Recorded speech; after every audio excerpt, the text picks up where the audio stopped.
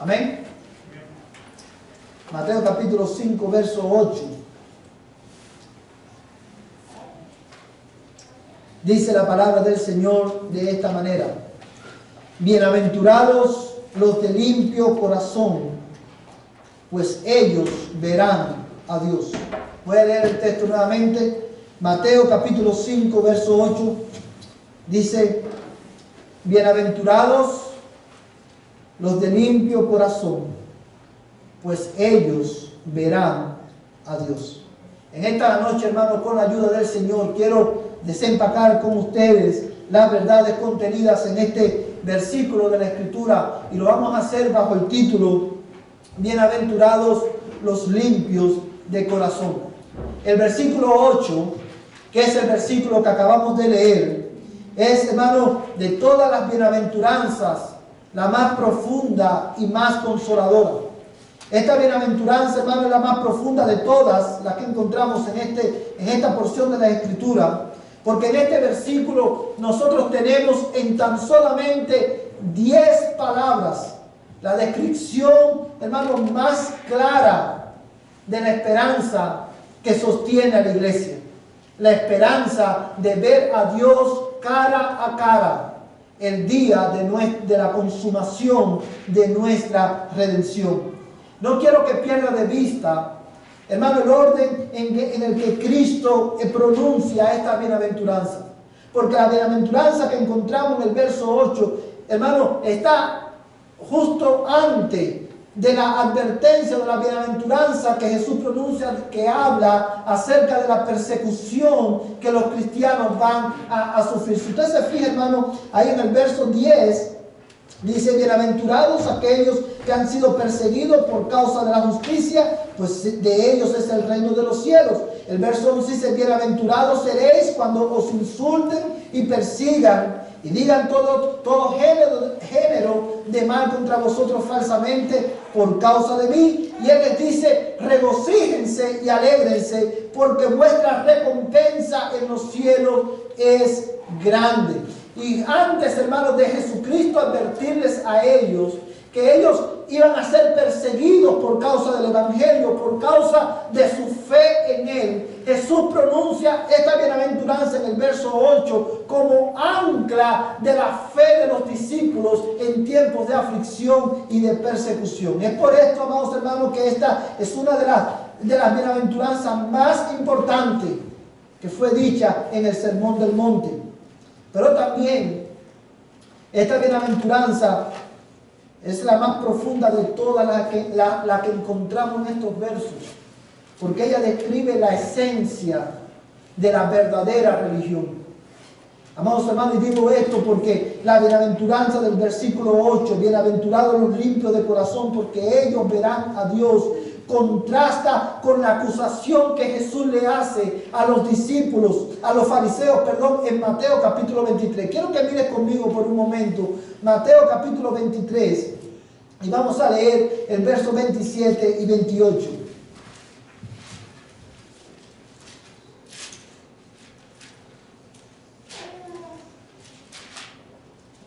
Ahí mismo en Mateo, hermano, capítulo 23, versos 27 y 28. Quiero que mire bien este versículo, porque este es el contraste, ¿verdad?, de la bienaventuranza que vamos a estar mirando esta noche. Dice este versículo: ay de vosotros, escribas y fariseos, hipócritas, porque sois semejantes a sepulcros blanqueados, que por fuera lucen hermosos, pero por dentro están llenos de huesos de muerto y de toda inmundicia. Así también vosotros, por fuera parecéis justos a los hombres, pero por dentro estáis llenos de hipocresía y de iniquidad. Amados hermanos, si usted ha leído la Escritura o tiene algún trasfondo cristiano en su familia y conoce, ¿verdad?, seguramente usted conoce el problema fundamental de los fariseos y de los escribas. ¿Cuál era el problema de estos hombres? ¿Cuál era el problema de la élite religiosa de Israel en aquel tiempo?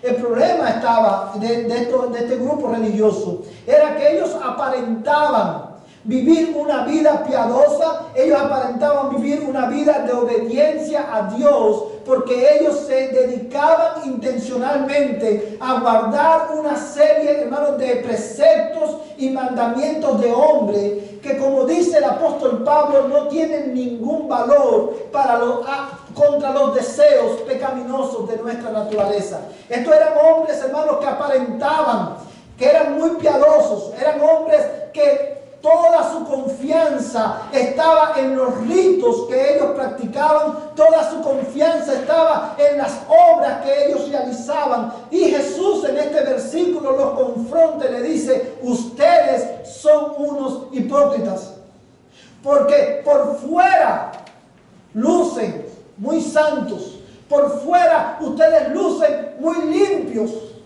muy justos, pero por dentro ustedes están llenos de hipocresía y de iniquidad. Y yo creo que una imagen visual que Jesús usa aquí muy efectiva es precisamente los sepulcros blanqueados. Y es aquí, hermano, si ha visto usted, cuando usted va al cementerio, usted se da cuenta que hay tumbas que son prácticamente obras de arte. Usted no las ha visto, hermano, que son monumentos. Son obras de arte realmente, pero dentro de ellas, ¿qué es lo que hay? Huesos, no hay nada. Y así es la vida de todos aquellos, ¿verdad?, que intentan, hermano, vivir una vida piadosa o vivir una vida cerca de Dios, basándose o confiándose en ritos, hermanos, y en preceptos que no tienen nada que ver, hermano, con una relación viva con el Señor. Y es aquí, hermano, y es por eso que le digo que esta bienaventuranza es la bienaventuranza más profunda de todas las bienaventuranzas, porque describe el corazón de la verdadera religión. El mismo Santiago, hermano, cuando nos escribe en su carta, en el capítulo, no lo busque, yo lo voy a leer, en el capítulo 1, verso 26 al 27, dice: si alguno se cree religioso, pero no refrena su lengua, dice, sino que engaña su propio corazón, la religión del tal es vana. ¿Por qué Santiago dice esto, hermano? Porque Jesús mismo dice que de la abundancia del corazón habla la boca. Y Santiago que está diciendo aquí, si tú crees que tú eres religioso, pero tú no puedes refrenar tu lengua, tú no puedes refrenar la pecaminosidad de tu propio corazón, tu religión es vana.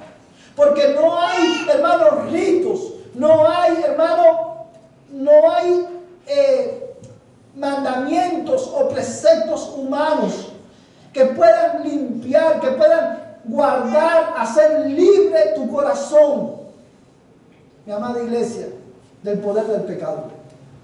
Es por eso que Jesucristo dice: bienaventurados los de limpio corazón, porque ellos verán a Dios. He aquí, hermanos, el valor de esta bienaventuranza para todos los que estamos aquí en esta noche. Es por eso que es necesario, por el valor de esta bienaventuranza, es que es necesario que nosotros, todos los que estamos aquí, escuchemos con atención lo que el Señor nos va a enseñar en este pasaje de la Escritura. Porque, amados hermanos, esta promesa, la promesa que encontramos en el verso 8, renovará nuestra esperanza en el Evangelio, fortaleciendo nuestra fe también en medio de pruebas y tribulaciones. Lo primero, hermano, que quiero que veamos es, para poder entender lo que Jesús nos está enseñando aquí, es esto: el origen de un corazón limpio. ¿Cuál es el origen de un corazón limpio? Jesús dice: bienaventurados, ¿quiénes? Los de limpio corazón. Ahora bien, cuando la Biblia habla del corazón del hombre, es importante que nosotros tengamos en cuenta que no se está refiriendo al corazón como órgano, sino que Jesús usa esta palabra para describir el centro del deseo, del pensamiento y de los sentimientos del ser humano. En otras palabras, cuando la Biblia habla del corazón del hombre, se está refiriendo específicamente al asiento, a la sede de nuestro intelecto, de nuestra voluntad y de nuestros afectos. Pero también cuando la Biblia habla del corazón del hombre, hermano, la Biblia da un diagnóstico que no es muy alentador, no es muy favorable. Y este es el diagnóstico que Dios hace del corazón del hombre natural, del hombre sin Cristo. Mira conmigo, quiero que vayas a tu Biblia, a Jeremías capítulo 17, verso 9. Jeremías capítulo 17, verso 9.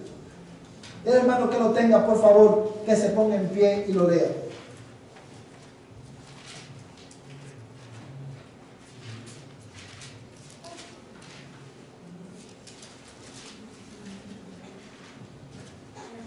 Jeremías 17, verso 9.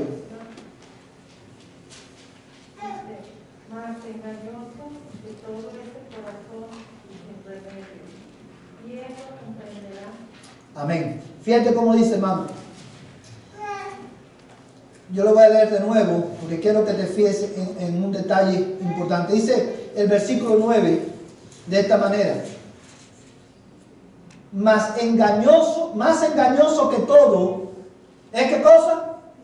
El corazón. ¿El corazón de quién? Del hombre. Dice, más engañoso que todo es el corazón. ¿Y qué? ¿Y qué más? Y sin remedio. ¿Quién lo comprenderá? Vamos a hacer una pausa en este pasaje.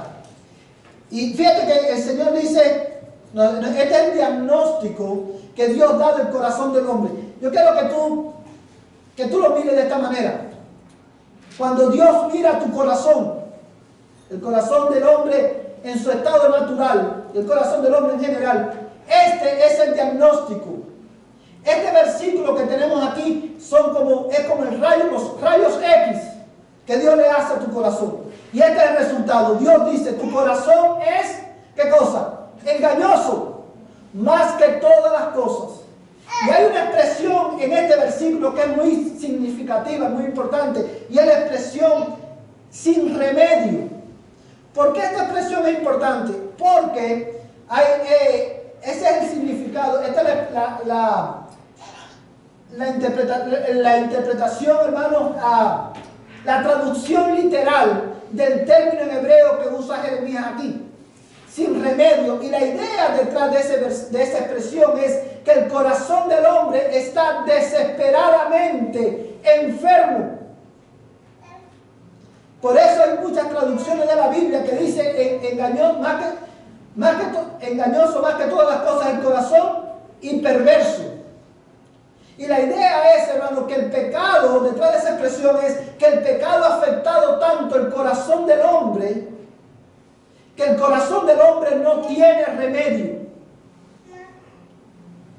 No hay nada que el hombre pueda hacer para limpiar su corazón. No hay nada que el hombre pueda hacer para mejorar su vida delante de Dios, porque no tiene remedio. Mira, hermano, lo que dice el texto.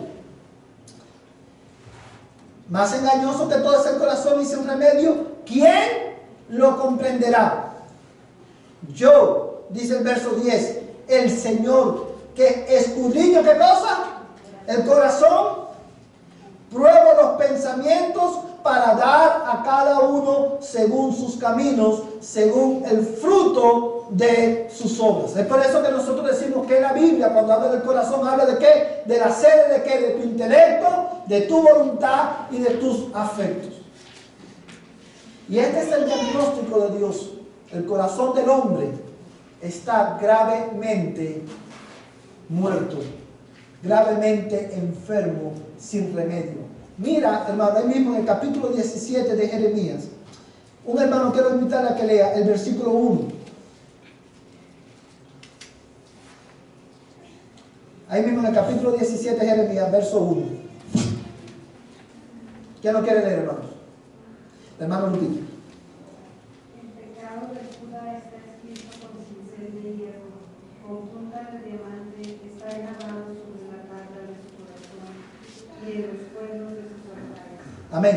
Es por esta razón, hermano, por lo que dice el versículo 1, que en el versículo 9, Jeremías dice, o más bien el Señor nos dice a través de Jeremías, que el corazón del hombre no tiene, ¿qué cosa? Remedio. No hay nada que el hombre pueda hacer para limpiar su corazón. ¿Por qué?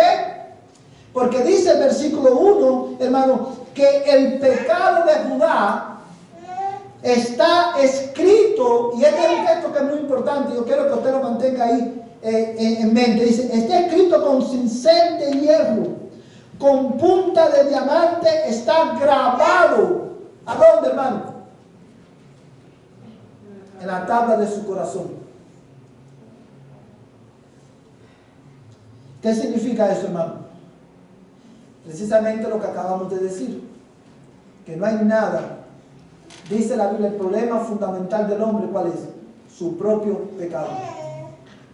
Es por esto, yo quiero que tengamos esto en mente mientras estudiamos este pasaje. Es por esto que ningún hombre puede ser salvo por medio de obras, porque aún nuestras buenas obras están manchadas por nuestro pecado. Nuestro corazón está entenebrecido, nuestro corazón está manchado, nuestro corazón está sucio por causa de nuestro propio pecado que nos domina, nos controla y afecta todo lo que nosotros hacemos. La Biblia enseña que el pecado afectó, hermano, el corazón del hombre, porque el pecado afectó el intelecto, el pecado afectó la voluntad y el pecado afectó las emociones del hombre. Yo quiero que tú consideres conmigo algunos pasajes de la Escritura. Vamos a buscar, hermano, en la Biblia.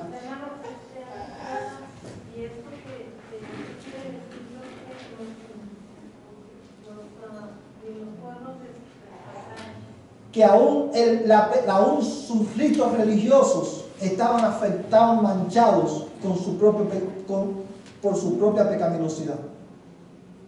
Su pecaminosidad los llevaba a ellos a ser incluso idólatras en su adoración. Es lo que significa, hermano, esa expresión. En los cuernos de los altares. O sea, aún la adoración de ellos estaba manchada por su pecado. Vamos a buscar, hermano, 3 textos de la Escritura para que ustedes puedan ver cómo el pecado afectó el corazón del hombre, por lo cual Jeremías dice que está sin remedio.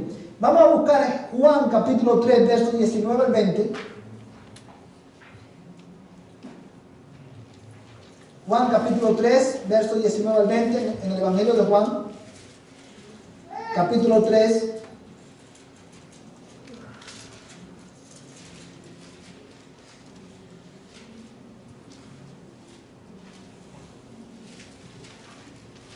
Verso 19 al 20. ¿Quién lo quiere leer, hermanos?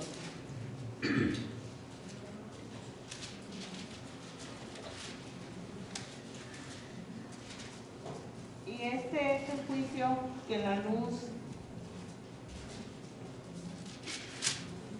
luz vino al mundo y los hombres amaron más las tinieblas que la luz, pues sus acciones eran malas, porque todo el que hace lo malo odia la luz y no viene a la luz, para que sus acciones no sean expuestas.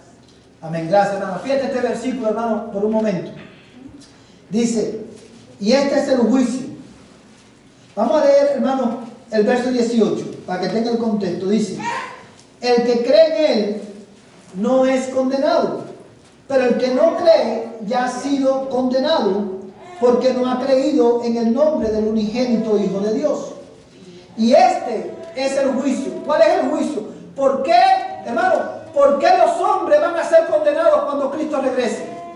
Dice el texto, y este es el juicio, que la luz, ¿quién es la luz? Cristo, vino al mundo y los hombres amaron más las tinieblas que la luz, pues sus acciones eran malas. Este versículo habla claramente del efecto del pecado en que, hermano, en los afectos del hombre.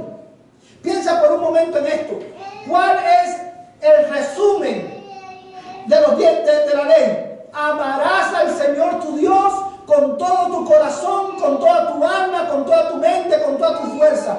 Cuando nosotros estudiamos la Escritura nos damos cuenta que el hombre fue creado, el propósito con el cual Dios creó al hombre, ¿cuál fue? Que lo honráramos a Él, que glorifiquemos su nombre y que lo disfrutemos para siempre. Pero cuando Adán y Eva pecaron y el pecado entró al mundo, nosotros heredamos una naturaleza pecaminosa y el pecado afectó Y ahora el hombre que fue creado para amar a Dios, ahora el hombre, no lo digo yo, lo dice la Biblia, odia a Dios y ama el pecado. ¿Por qué, hermano, el hombre sin Cristo no quiere venir a Cristo por sí mismo? Porque el hombre sin Cristo, hermano, el hombre en su pecado odia a Dios, aun cuando por su boca dice yo amo a Dios. En su corazón odia a Dios. No lo digo yo, lo dice la Escritura. Porque el pecado afectó nuestros afectos. Ahora nosotros amamos lo que estamos supuestos a odiar y odiamos lo que estamos supuestos a amar. Dice, porque todo el que hace lo malo odia la luz y no viene a la luz para que sus acciones no sean expuestas. Otro efecto del pecado, otro ejemplo del efecto del pecado en los afectos del hombre lo tenemos precisamente en Génesis capítulo 3. En Génesis capítulo 3 tenemos el relato de la caída. ¿Y cuál es? Vamos a ir un momento a Génesis capítulo 3. Primer libro de la Biblia, Génesis capítulo 3. Y vamos a leer, hermano, los versículos. El versículo 16. Génesis capítulo 3, verso 16. Amén. Primer libro de la Biblia, capítulo 3, verso 16.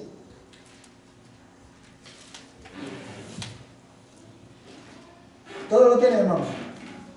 Ok, mira lo que dice el texto. A la mujer dijo, en gran manera multiplicaré tu dolor en el parto, con dolor darás a luz los hijos, y con todo tu deseo será para tu marido, y él tendrá dominio sobre ti. Quiero que piensen por un momento en este versículo. Cuando Dios, hermano, crea a Adán y a Eva, crea e instituye, hermano, el matrimonio en Génesis capítulo 2. La idea, hermano, el propósito de Dios, el diseño de Dios es que el hombre amara a su mujer, ¿verdad? Amara a su mujer de tal manera que la pudiera liderar, ¿verdad? Como Cristo lo hace con la iglesia. Que el propósito era que el hombre tuviera cuidado de la mujer, protegiera a la mujer, sostuviera a la mujer, guiara a la mujer, que la liderara de esa manera. Y dentro del diseño de Dios es que como respuesta a ese... Dame un segundo, hermano. La batería se me... Aquí tenemos, ¿no? Deme un segundito solamente, hermano, para... No, tenemos.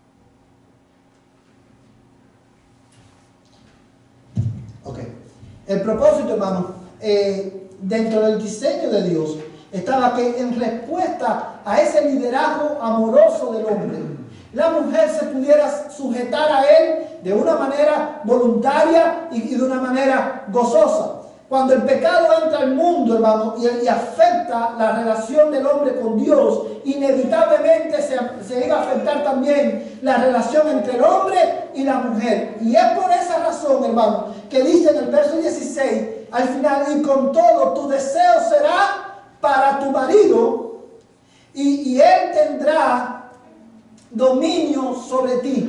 Este versículo, hermano, enseña lo que eso significa, hermano. Esta es la descripción del conflicto que hay en nuestros matrimonios y la raíz de nuestros conflictos familiares. Desde ese momento iba a haber ya esa relación de armonía que iba a haber entre el marido y la mujer. Ya esa relación armoniosa ya no iba a existir más. A partir de ese momento, la mujer iba a involucrarse activamente en una lucha constante por dominar a su marido, y el marido iba en respuesta a usar su autoridad para maltratar, ¿verdad?, a su mujer. ¿Sí lo puede ver, hermano? Yo te pregunto algo, y esto es algo natural, no hay por qué ofenderse en eso, pero no es cierto que la mayoría de las mujeres de alguna manera u otra siempre tienden a dominar a sus esposos. Es algo natural en las mujeres. ¿Por qué lo tenemos aquí en Génesis? Hermano, muchas veces eso se pone de manifiesto, no es el hecho de que la mujer le dice a su esposo, aquí la que manda soy yo. Muchas veces las mujeres tratan de dominar a su marido y lo hacen por medio de que, hermano, es la manera más sutil en que la mujer lo hace, a través de la manipulación. Y el marido en respuesta, hermano, el marido en respuesta, ¿qué hace? Responde de una manera violenta, en el sentido de que el marido entonces usa su autoridad para decir, no, tú no me vas a dominar a mí, aquí el que manda soy yo. El que más grita soy yo. ¿Sí? ¿Es así o no es así, hermano? ¿Verdad? Y eso se ve, hermano, en la mayoría de los matrimonios. Aún, ¿por qué? Porque es una consecuencia del pecado en que en nuestros afectos. Al dañarse nuestra relación con Dios, se va a dañar nuestras relaciones interpersonales también. Ahora, mira conmigo, hermano, ahí mismo en Génesis capítulo 6, verso 5. El hermano que lo tenga, por favor, se pone en pie y lo lee. Génesis capítulo 6, verso 5.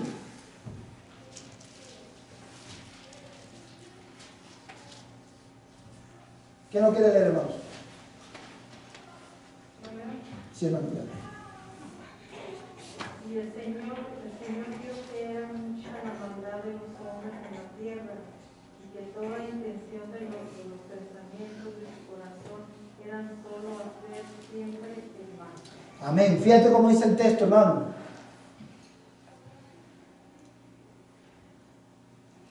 Y el Señor vio que era mucha la maldad de los hombres en la tierra, y que toda, ¿qué cosa? La intención de los pensamientos de su corazón era solo hacer, ¿qué cosa? Siempre el mal. Eso habla del efecto del pecado, ¿a dónde, hermano? En la voluntad del hombre.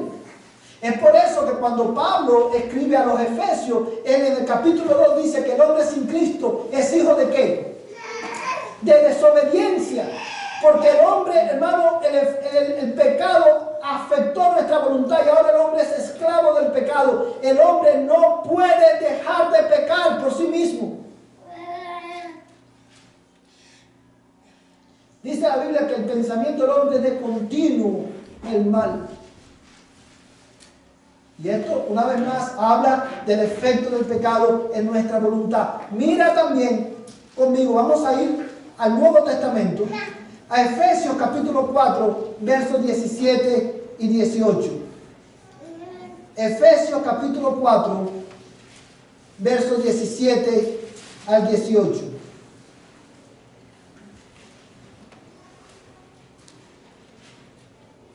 Efesios capítulo 4, versos 17 al 18. Hermano que lo tenga, que por favor lo lea. Y afirmo juntamente con el Señor, que ya no andéis así como andan también los gentiles, en la vanidad de su mente, entenebrecidos en su entendimiento, excluidos de la vida de Dios por causa de la ignorancia que hay en ellos, por la dureza de su corazón. Amén. Fíjate, hermano, este versículo, Pablo, aquí, inspirado por el Espíritu Santo, habla de ¿qué? Del efecto del pecado del hombre en el intelecto del hombre. Dice la Biblia, fíjate, que en el verso 17, él lo exhorta, dice, esto digo pues, y afirmo juntamente, ¿con quién? Con el Señor. Que ya no andéis así como andan también los gentiles. ¿En la qué? en la vanidad de su mente, entenebrecidos en su entendimiento, excluidos de la vida de Dios por causa de ¿qué? De la ignorancia que hay en ellos por la dureza de su corazón. El pecado afectó de tal manera la sede de nuestros pensamientos, de nuestro intelecto, que el hombre, eso lo que significa es que el hombre por sí mismo no puede conocer a Dios. El hombre por sí mismo no puede entender las cosas de Dios porque su entendimiento ha sido entenebrecido por el pecado, porque su corazón se ha endurecido por causa del pecado. Es por esta razón que dice, hermano, Jeremías en el capítulo 17, que el pecado de Judá está escrito en la tabla de su corazón con cincel de hierro, con punta de diamante. El corazón del hombre está sin remedio. Por eso es que dice la Biblia, hermano, que las cosas espirituales, para el que no es creyente, para el que no es cristiano, las cosas espirituales son ¿qué cosa? ¿Qué dice Pablo, hermano? Que son locuras. No la pueden entender no porque no sean inteligentes, sino porque el pecado afectó nuestra capacidad de entender y conocer a Dios. Ahora bien, hermanos, si este es el diagnóstico del corazón del hombre, mi pregunta para ustedes esta noche es: ¿cómo un hombre, y cuando hablo de hombre hablo en términos genéricos, hombres y mujeres, cómo un hombre con un corazón enfermo y sin remedio, con un corazón manchado profundamente por el pecado, cómo un hombre con un corazón en esta condición puede obtener un corazón limpio? ¿Cómo el hombre con un corazón afectado profundamente por el pecado puede obtener un corazón limpio, hermano? Si el hombre no puede hacer nada para salvarse o para cambiar esa realidad. Amados hermanos, la respuesta a esa pregunta es esta: el hombre necesita que Dios obre sobrenaturalmente en él. El hombre necesita que Dios obre sobrenaturalmente en su corazón y lo haga nacer de nuevo. Fíjate, hermano, que la Biblia, cuando habla de esta necesidad del hombre, amados hermanos, la Biblia habla de la conversión de un pecador a Cristo. La Biblia lo habla en términos de ¿qué? Del nuevo nacimiento, porque lo que el hombre necesita no es una reparación cosmética. El hombre necesita un corazón nuevo, porque su corazón está endurecido por el pecado. No sirve. Hermanos, ¿sabes cuál es el engaño más grande que el hombre se ha creído por años, por siglos? Nosotros nos hemos creído, nos hemos convencido a nosotros mismos que nosotros somos buenos. El hombre no es bueno, hermano. Tú y yo no somos buenos. Tú y yo somos profundamente malos de nacimiento. Y para poder tener un corazón limpio, necesitamos que Dios obre sobrenaturalmente en nuestro corazón y nos haga nacer de nuevo. Hermano. Comenzando en Génesis, ahorita que leímos en el capítulo 3, vemos ahí que el Señor está demostrando de lo que pasa cuando el hombre se separa de Él por parte del pecado. Viene una separación, se separa, hermano. Así es. El único juicio que hay en eso, hermano, cuando uno peca, es que se arrepienta aún. Así es. No puede decirle al Señor, que me equivoqué, eres mal, el pecado, pero que me perdone. Es una separación que está enseñando al Señor, comenzando muy temprano en el capítulo. El pecado, exacto. El pecado de Dios. El pecado separa al hombre de Dios. Hermanos, es por eso, antes de leer un texto que quiero leer con ustedes, quiero decirle algo. ¿Cuántos de ustedes recuerdan el pasaje de la Escritura que dice Dios a Israel? Este pueblo de labios me honra, pero su corazón está lejos de mí. ¿Se recuerdan ese pasaje? ¿Usted sabe lo que está diciendo el Señor ahí? Este pueblo viene, vamos a ponerlo en tiempos contemporáneos. Vamos a imaginar que Jeremías le está hablando a la iglesia de hoy. Y lo que le está diciendo es, este pueblo de labios me honra, este pueblo viene los domingos y canta muy lindo, ofrenda, vienen a cada servicio y hacen todos los ritos habidos y por haber, pero su corazón está lejos de mí. ¿Qué quiere decir eso? Que aun cuando por su boca profesan amar a Dios y que Dios es el amor de sus vidas y que Dios es lo más grande para ellos, sus afectos en su corazón, ellos no aman a Dios, ellos odian a Dios. Porque aunque vienen los domingos y hacen todos los ritos que hacen, habido y por haber, de lunes a sábado, viven como si Dios no existiera. De lunes a sábado, ellos los domingos venían, usando términos contemporáneos, y decían, tú eres Dios. Pero de lunes a sábado ellos vivían como si ellos mismos fueran su propio Dios. Ellos se amaban más a ellos de lo que ellos decían amar a Dios. Sus pensamientos, ellos no podían entender a Dios. Ellos no podían entender el corazón de la verdadera religión, que es obediencia a la palabra de Dios.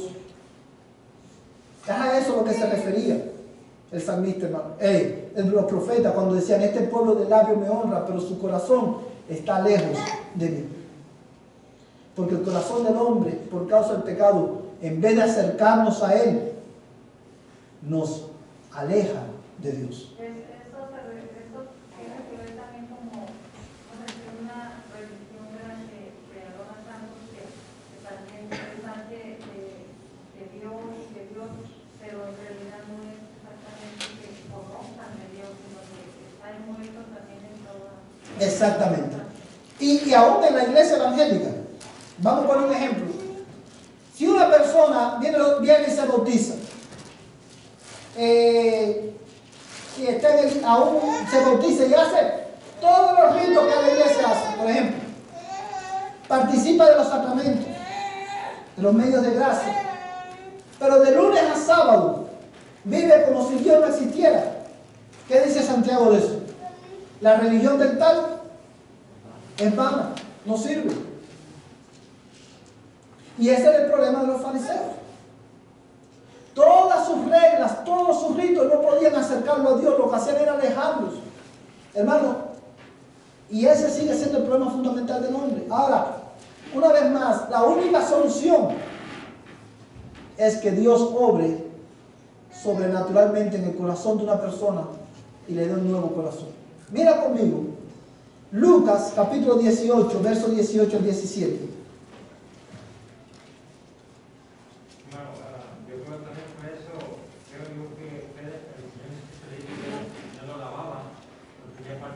Exactamente. O sea, obviamente que estamos lavados por medio de la palabra, por medio de Jesucristo. Si no es a través de él, que si no Dios obra sobrenaturalmente, es Jesucristo, ¿no? Exactamente. No hay rito, fíjate, no hay rito, no hay religión, no hay nada que tú hagas por tus propias fuerzas que sea suficiente para salvarte, a menos que Dios obre sobrenaturalmente en ti. Porque el domingo todos podemos aparentar, ¿qué cosa, hermano? Que somos cristianos. ¿No es verdad que el domingo todos lucimos como cristianos, hermano? El domingo todos lucimos que amamos a Dios. Levantamos las manos, nos estremecemos, lloramos, salimos del templo y decimos, qué buen mensaje. Y de lunes a sábado vivimos como si Dios no existiera. La religión del tal no sirve, es vana. Necesita nacer de nuevo. Entonces, digamos, ¿puedes tú que Dios sobre ti y que cambie tu corazón sin que tú existes en la iglesia? Ahí vamos, ahí vamos. Dios tiene el poder para hacer nacer de nuevo una persona y darle un nuevo corazón a una persona de la noche a la mañana, sin que vaya a la iglesia. Pero, como vamos a ver en un momento más adelante en un texto de la Biblia, Dios ha decidido hacer eso, hacer nacer de nuevo a la persona por medio de la predicación de la palabra. Si una persona dice, Señor, yo quiero que tú me salves. Un pecador dice, yo quiero que tú me salves, pero nunca viene a la iglesia a escuchar la palabra de Dios, Dios no lo va a salvar. De hecho, cuando Dios va a salvar a una persona, lo primero que Dios hace es que lo trae a dónde? A la iglesia, para que escuche la palabra de Dios. Pero ¿cómo sabes que la palabra que están Otra pregunta muy buena, porque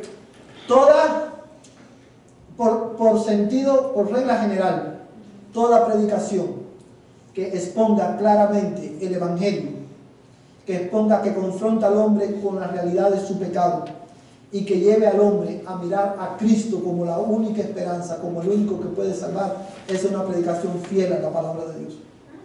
Toda predicación que te lleve a ti a poner tu esperanza y tu fuerza en ti y no en Cristo es una predicación falsa de la Escritura. Le voy a poner un ejemplo. O dicho de otra manera, Jessica, toda predicación, cuando tú escuchas una predicación y la predicación falla en mostrarte a ti cómo ese pasaje de la Escritura apunta a Jesucristo, o cómo ese pasaje de la Escritura te lleva a ti a mirar a Cristo como tu única esperanza de salvación, esa no es una predicación fiel a la palabra. Hoy, y eso es una buena pregunta, ¿usted sabe por qué? Porque hoy las iglesias están llenas, muchas iglesias están llenas de predicaciones de un evangelio terapéutico. Y ten ánimo, todo te va a ir bien. Si tú confías en Dios, todo te va a ir de maravilla. Eso es mentira. Porque a los cristianos, lee Hebreos 11, te vas a dar cuenta que no es así. Los cristianos sufrimos, los cristianos somos perseguidos, los cristianos pasamos el mar en bicicleta, muchas veces por causa de nuestra fe. No todo nos va a ir bien de este lado de la eternidad, porque nosotros vivimos en un mundo bajo maldición. Entonces por eso necesitamos predicaciones que expongan claramente el propósito de Dios para el hombre, el único camino de salvación que es Jesucristo. Hermano. Pero la gracia del Señor actúa cuando, con la persona que desde antes de la fundación de Cristo, antes de la fundación del mundo, escogió. Yo lo digo por mí, porque pues, yo nací en un hogar que es católico, entonces conforme me pasa el tiempo, por medio del Espíritu Santo, creo yo que yo vi que muchas cosas veía que no, desde niña, observaba cómo hacían cosas que no tenían sentido, y aún así iba por religiosidad los domingos a nuestra iglesia. Pero conforme fue pasando el tiempo, ya nos volvimos para acá y todo, y yo seguí yendo a la iglesia, pero por el Espíritu Santo, yo creo y ahorita lo creo todavía, que el Espíritu Santo hizo que yo viera otras cosas que no estaban bien. Entonces el Espíritu Santo, nadie me dijo, ya no vayas ahí, y fue algo que Dios por medio del Espíritu Santo, entonces hizo que yo viera y dije, ¿cómo voy a ir a un lugar así? Entonces por medio por la gracia del Señor ya envió a una persona y me invitó aquí. Entonces han pasado etapas, pero le digo yo que por medio de la gracia del Señor, o sea, Dios obra, hermana, exacto, Dios obra. El nuevo nacimiento, como hemos visto en muchas ocasiones, obra de quién, es la obra sobrenatural de quién, del Espíritu Santo. Eso no lo obra el pastor, no lo obra nadie. Y el Espíritu Santo, hermano, cuando obra el nuevo nacimiento, lo obra de una manera que no es algo que no es un rayo que viene y tú sientes que te electrocuta, ¿sabes? No. El Espíritu Santo obra por medio de quién, hermano, de su palabra. Es por eso que es necesario escuchar la predicación de la palabra, porque es a través de la palabra que Dios salva, pero también es por medio de la palabra que Dios santifica. Ahora, convicción de pecado por medio de su palabra. Ahora, vamos a leer, hermano, quiero que leas conmigo este pasaje de Escritura. Lucas capítulo 18. ¿Todos lo tienen, hermano? Evangelio de Lucas. Este es el último pasaje que vamos a leer dos pasajes para terminar. Lucas 18, versos 18 al 17.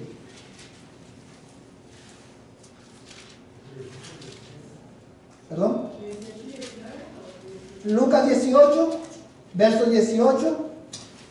Sí, versos 17 y 18.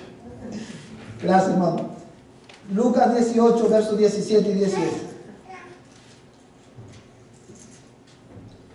¿Todos están ahí, hermano?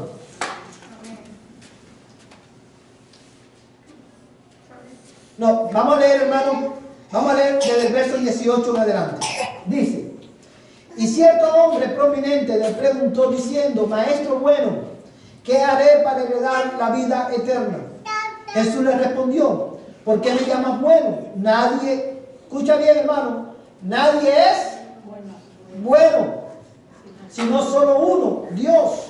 Tú sabes los mandamientos: no cometas adulterio, no mates, no hurtes, no des falso testimonio, honra a tu padre y a tu madre. Y él le dijo: todo esto lo he guardado desde mi juventud. ¿Qué te dice eso, hermano? Que este era un hombre ¿cómo? Que era un hombre muy religioso. Fíjate la arrogancia de este hombre, hermano, que Jesús le dice, él le dice: tú sabes los mandamientos, no cometas adulterio. Y si te fijas, hermano, los mandamientos que Cristo le menciona son los mandamientos que tienen que ver, que están ¿a dónde? En la segunda tabla de la ley, que tienen que ver con nuestra relación con el hombre. Y este hombre, fíjate la arrogancia de este hombre, que le dice: todo esto lo he guardado desde mi juventud. ¿Ustedes realmente creemos que este hombre guardaba desde su juventud perfectamente todo el tiempo todos estos mandamientos? No, ninguno puede. Pero él decía: yo todos los he guardado. Y mira lo que Cristo le dice. Y le dijo, en verso 22, cuando Jesús oyó esto, le dijo: te falta todavía una cosa. Vende todo lo que tienes y reparte entre los pobres, y tendrás tesoros en los cielos. Y ven y sígueme. Pero al oír esto, se puso muy triste, pues era sumamente rico. Mirándolo, Jesús dijo: qué difícil es que entren en el reino de Dios los que tienen riquezas. Porque es más fácil que un camello pase por el ojo de una aguja que un rico entre en el reino de Dios. Los que oyeron esto dijeron: ¿y quién podrá salvarse? Y él le respondió: lo imposible para los hombres es posible para Dios. ¿Qué significa eso, hermano? Lo que Jesús está diciendo aquí, hermano. Hermano, no es verdad que este es uno de los versículos que más las personas sacan de contexto. A todos nosotros nos gusta decir: para Dios no hay nada imposible. Pero en el contexto de este versículo, lo que Jesús dice esas palabras como respuesta a la pregunta: ¿quién puede ser salvo? ¿Y qué dice Jesús? Para lo que es imposible para los hombres. ¿Qué es imposible para los hombres? Salvarse por sí mismo. Salvarse poniendo su confianza en la religión o en los ritos religiosos o en sus buenas obras. Es imposible para el hombre salvarse por sí mismo. Pero lo que es imposible para el hombre, para Dios es posible. Porque solamente Dios puede cambiar el corazón del hombre. Solamente Dios puede cambiar la disposición de tu corazón, haciéndote nacer de nuevo. Hay gente de la que no es cristiana que sigue realmente dicen que es cristiano, ¿verdad? Y hay gente que dice: no, ella se vaya hasta con 10 zapatos al cielo. Sí. Más por obras, porque supuestamente son buenas. Exactamente. Y ese es el concepto general. Por eso que el Evangelio ofende, es tan ofensivo, porque nos confronta ¿con qué? Con nuestra realidad, que no somos buenos, que necesitamos que Dios nos haga nacer de nuevo. Ahora, ¿usted sabe por qué Jesús le dice qué difícil es que un rico entre al reino de los cielos? No está diciendo que ser rico es pecado. El problema, la razón por la cual dice esto, es porque este joven, al igual que la mayoría de muchas personas, no todos, pero muchos que tienen riqueza, su corazón está ¿dónde? En su riqueza. Ellos aman su riqueza. Fíjate que cuando Jesús le dice, ¿cuáles son los mandamientos? Conoce los mandamientos, no matarás, no cometerás adulterio. Oye, todo eso lo he guardado desde mi juventud. ¿Y qué le dijo Cristo? Solo una cosa te falta. Ve, vende todo lo que tienes. Renuncia a todo lo que tú consideras importante y ven y sigue. Jesús le está diciendo, dame tu amor, dame tu corazón, sígueme. Y el hombre dice que se fue como triste porque tenía mucho dinero. ¿Qué puede hacer que un hombre que ame su dinero más que todas las cosas renuncia a él y deje de amar al dinero más que todas las cosas y empieza a amar a Dios? Solamente la obra sobrenatural de Dios en el corazón del hombre. ¿Qué puede hacer que un hombre que ame el pecado y odia a Dios puede dejar de amar el pecado y empieza a amar a Dios? Solamente que Dios obre sobrenaturalmente en su corazón. El origen de un corazón limpio es la obra sobrenatural de Dios en el corazón del pecador. Solamente Dios te puede cambiar. Solamente Dios te puede dar un nuevo corazón. Quiero terminar con este versículo de la Escritura. Vamos a volver a Jeremías, capítulo 31. Dígame. De todo. Así mismo es.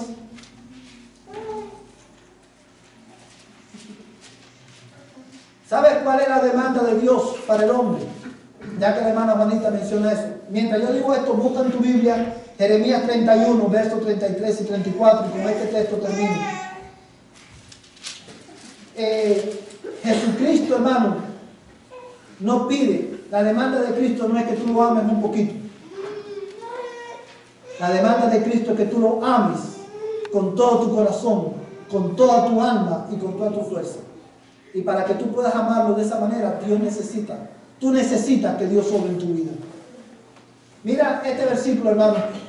Jeremías 31. ¿Quién lo quiere leer, hermano? Versos 33 y 34. Porque este es el pacto que haré con la casa de Israel. Después de aquellos días, declara el Señor, pondré mi ley dentro de ellos, y sobre sus corazones la escribiré, y yo seré su Dios, y ellos serán mi pueblo. Y no tendrán que enseñar más, cada uno a su prójimo, y cada cual a su hermano, diciendo, conoce al Señor, porque todos me conocerán, desde el más pequeño de ellos hasta el más grande, declara el Señor, pues perdonaré su maldad y no recordaré más su pecado. Amén. Hermanos, este pasaje habla de que del nuevo nacimiento de que Dios llevaría a cabo, ¿verdad?, en el corazón de los pecadores. Y este es uno de los beneficios que Dios, del nuevo pacto que Dios iba a hacer con el hombre. ¿En quién? En Cristo. En el pacto con Moisés, en el pacto de obra, la ley de Dios fue escrita ¿dónde? En tablas de piedra. Y el propósito de esa ley era mostrarle al hombre ¿qué cosa? Su pecaminosidad y llevarlo a mirar ¿a quién? A Cristo como el único que podía salvarlo. Pero ahora Dios hace un nuevo pacto con el hombre.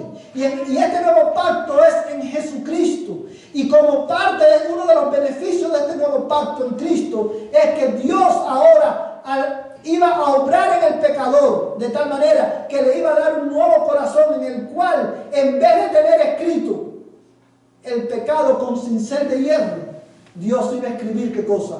En su corazón su ley. Eso lo que significa es que Dios iba a obrar de tal manera en el pecador a través de Jesucristo que iba a hacer que el hombre amara a Dios con todo su corazón.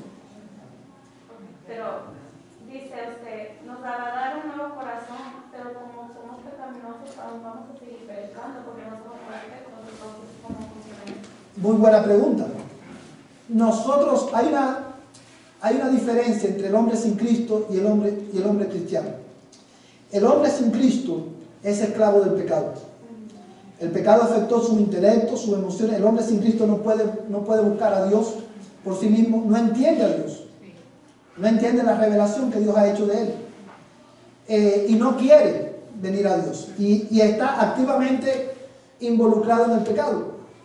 Ahora, cuando Dios viene a tu vida y te salva a través de la predicación de la palabra, el Espíritu de Dios usa la predicación para cambiar tu corazón, para darte un corazón nuevo, y tus afectos cambian, tu voluntad cambia. Antes tú no querías obedecer a Dios, pero ahora Dios te da el deseo de obedecer y te capacita para obedecer. Antes tú no amabas a Dios, ahora tú empiezas a amar a Dios, y ese amor por Dios va creciendo en la medida en que tú vas creciendo en el conocimiento de la revelación que Dios ha hecho de él en su palabra. Ahora, el cristiano, si el cristiano comete pecado, porque nosotros caemos en tentación, pero el cristiano no practica el pecado. Hay una diferencia entre practicar el pecado y pecar. Los cristianos pecamos, pero no practicamos el pecado. Porque practicar el pecado es, cuando hablamos de practicar el pecado, estamos hablando de que el pecado es tu estilo de vida. Nosotros como cristianos podemos pecar, y cuando pecamos, Dios nos guía al arrepentimiento, nos arrepentimos y crecemos en obediencia al Señor. Y en la medida que vamos conociendo más a Dios, nosotros vamos odiando más el pecado y amando más a Dios. Pero eso es un proceso que la Biblia llama el proceso de santificación, que comienza el día en que Dios te salva y termina ¿cuándo? El día en que Cristo venga por nosotros. Y ese día ya no habrá más, no tendremos que lidiar más con el pecado. Y dicho de otra manera, ¿sí entendiste esa parte? Dicho de otra manera, la diferencia entre el hombre, el estado del hombre sin Cristo, la Biblia lo describe como el estado de, el hombre sin Cristo su estado es este: es imposible que no peque. Pero cuando Cristo viene a nuestra vida y nos cambia, nuestro estado cambia. Y ahora el estado del hombre en Cristo es este: es posible que no peque. ¿Sí ven la diferencia? Sin Cristo es imposible que tú no peques. Eso en Lucas, no terminamos, pero él deja su fortuna. No, él se fue. Él se fue porque él amaba más su fortuna que lo que amaba a Dios. Y el punto que Jesús está haciendo es que si tú quieres seguir a Dios, Dios demanda tú sabes, tu corazón. Dios demanda todo tu amor. Y obviamente, ¿qué es lo que significa? Esto es una... Y quiero dejar bien claro esto. No significa esto, por ejemplo, que todos los ricos, que si tú tienes mucho dinero y tú quieres ser cristiano, tú vienes a Cristo, tú tienes que renunciar a toda tu fortuna, donar toda tu fortuna a una institución sin fines de lucro en este tiempo. No. ¿Cómo tú sabes? ¿Cómo nosotros sabemos que un rico realmente ama a Dios, es cristiano y ya su Dios no es el dinero? Cuando ese rico usa su dinero, ¿para qué? Para la gloria de Dios. Ya su enfoque no es acumular riqueza, ahora su enfoque es usar la riqueza que Dios le da para la gloria de Dios. ¿Ven? Ahora no necesariamente decir, ok, soy cristiano, renuncia a tu casa, renuncia a tu carro, renuncia... No. Es que, ¿qué es lo que tú más amas? Para seguir a Cristo es necesario que lo ames a Él más que todas las cosas. Y para eso es necesario que Dios obre en tu vida. Yo quiero terminar diciéndote esto, hermano, porque es importante. La Biblia dice que el reino de los cielos es semejante a un hombre, un mercader de perlas, que tenía muchas perlas. Y un día encontró una perla ¿de qué? De gran precio. ¿Y qué hizo este hombre? Fue y vendió todo lo que tenía por comprar esta perla. ¿Qué es lo que hizo que este mercader de perlas vendiera todo lo que tenía para comprar esta sola perla? Porque este mercader pudo ver el valor, que esta perla valía mucho más de lo que él tenía. Lo mismo pasa en el reino de Dios. ¿Qué es lo que es necesario para que un hombre renuncie a todo por Cristo? Que Dios abra sus ojos para que él pueda ver el valor y la dignidad de Cristo. Amén, hermano. Que el Señor, hermano, te bendiga esta noche. Yo quiero terminar una vez más esta noche haciéndote esta pregunta. ¿Es tu corazón limpio? ¿Tienes tú un corazón limpio? ¿Tu corazón ha sido regenerado, cambiado por el Espíritu Santo? Si es así, honra el nombre del Señor. Glorifica el nombre de Cristo porque Él ha tenido misericordia de ti. Si no es así, en esta noche, ahí donde tú estás, puedes orar y decirle: Señor, ten misericordia de mí, que soy pecador, y dame un nuevo corazón. Vamos a ponernos en pie y terminamos en oración. Padre, yo te doy gracias por tu palabra en esta noche. Tu palabra ha sido expuesta, Señor, y ha sido clara a nuestras vidas. Solo tú puedes producir en nosotros un corazón limpio, un corazón, Señor, libre del poder del pecado. Señor, en esta noche yo ruego en el nombre de Jesús que si hay alguien que me escucha, Señor, que todavía no ha nacido de nuevo, yo te ruego que tú uses tu palabra, Señor, que fue predicada esta noche, para, Señor, cambiar sus vidas, para hacerles nacer de nuevo, para darles un nuevo corazón. Señor, dales fe para que puedan creer tu palabra y darles el don del arrepentimiento. Yo ruego por la salvación, Señor, de aquellos que no te conocen, que han escuchado este mensaje. Ten misericordia de ellos y tráeles a ti. Oh Señor, prepara nuestros corazones para en esta semana, Señor, honrarte y buscar tu rostro cada día. Y prepara nuestros corazones para venir este domingo y escuchar tu palabra. En el nombre de Jesús. Amén y amén. Vayan en paz, hermanos. Que el Señor les bendiga. De esta manera estamos despedidos.